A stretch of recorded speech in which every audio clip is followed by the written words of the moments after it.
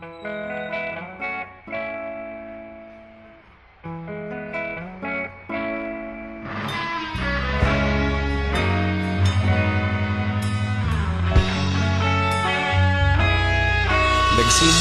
ang lahat sa eskwela, nagsama-samang 12 sa kalokohan at sa tuksuhan, hindi maawat sa isa't isa.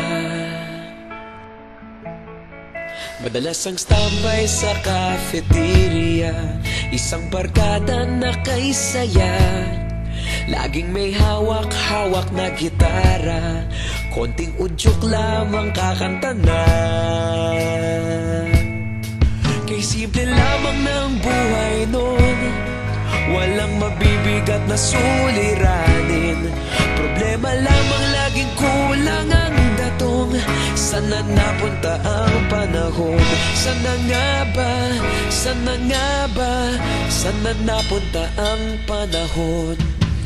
Sana nga ba? Sana nga ba? Sana napunta ang panahon? Sa unang ligaw kayo'y magkasama, magkasabwat sa pambobola. Walang sikreto kayong tinatago, okay sarap ng samahang barkada. Nagkawatakan na sa kolehiyo, kanya-kanya na ang lakaran.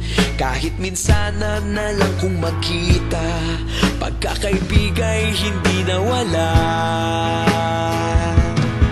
At kung saan na napadpad ang ilan, sa dating eskwela meron din naiwan.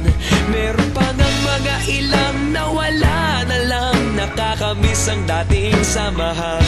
Sana nga ba? Sana nga ba? Sana nga bang barkada ngayon? Sana nga ba? Sana nga ba? Sana nga bang barkada ngayon?